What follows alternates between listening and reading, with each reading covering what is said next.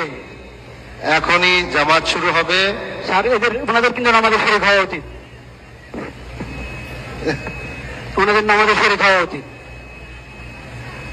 মুসলমানে হবে, অধিকাংশ মুসলমান হওয়ার কথা। পরের জামাত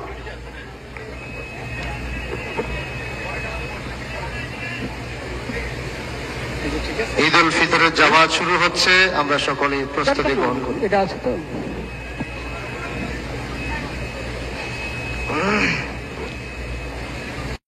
ঈদ মোবারক।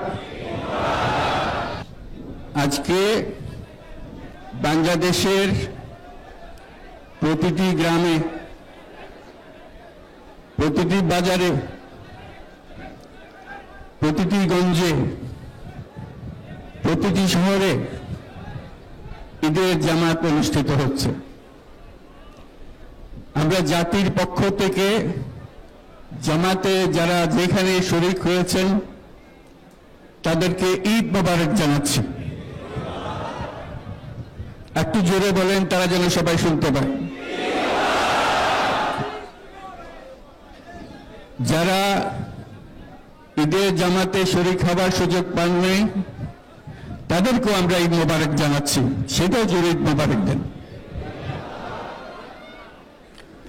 আমাদের মা বোনেরা, মহিলারা যারা ঘরে আছেন তাদেরকেও আমরা জাতির পক্ষ থেকে ঈদ মোবারক জানাচ্ছি। যারা বিদেশে আছে, সারা বছর কষ্ট করেছে, আজকে হয়তো ঈদের জামাতে যেতে পারবেন কিংবা যেতে পারবেন না, কিন্তু জাতির পক্ষ থেকে আমরা তাদেরকেও ঈদ মোবারক জানাচ্ছি। যারা বাংলাদেশিরা আছেন পৃথিবীর বিভিন্ন দেশে, জাতির পক্ষ থেকে তাদেরকে আমরা বলে যাইনি, তাদেরকেও আমরা ঈদ মোবারক জানাচ্ছি। যারা হাসপাতালে আছে, রোগী, বিভিন্ন কারণে ঈদের জামাতে যেতে পারেন নাই, তাদেরকেও ঈদ মোবারক জানালাম। ঈদ দূরত্ব ঘুচানোর দিন, নৈকট্যের দিন, ভালোবাসার দিন। আজকে সেই দিনটা আমরা যেন গভীর ভালোবাসার সঙ্গে উদযাপন করতে পারি, সেই মেসেজ আমরা যেন সবার কাছে পৌঁছে দিতে পারি। আজকে একটা অটুট ঐক্য গড়ে তোলার দিন, এবং আমরা স্থায়ীভাবে এই ঐক্য গড়ে তুলতে চাই। ঈদের জামাতের এটাই আমাদের কামনা।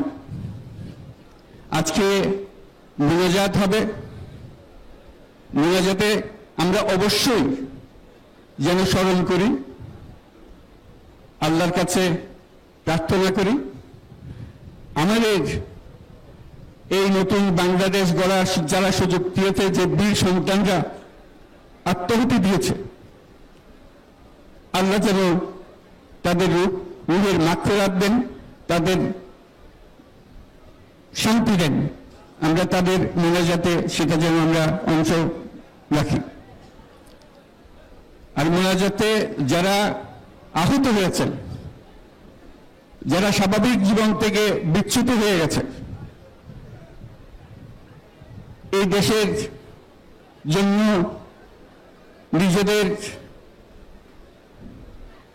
স্বাভাবিক জীবন ত্যাগ করতে যারা বাধ্য হয়েছে, তাদের স্বাভাবিক জীবন যাপনের ক্ষমতা দেওয়ার জন্য, রোগমুক্তির জন্য আল্লাহর কাছে যেন আমরা প্রার্থনা করি। আজকের দিনে আমরা প্রার্থনা করি, যেই নৈকট্য আজকের দিনে আমরা শুরু করলাম,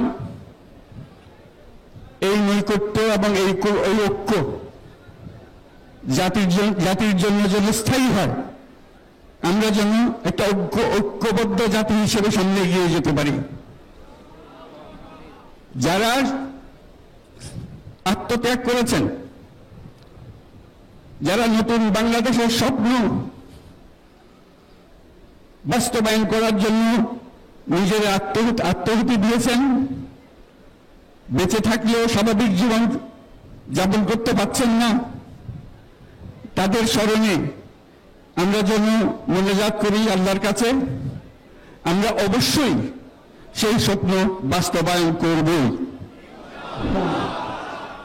শত বাধা সত্ত্বেও, যত বাধাই এসুক, আমরা ঐক্যবদ্ধ জাতি হিসেবে এই নতুন বাংলাদেশ গঠন করব ইনশাল্লাহ।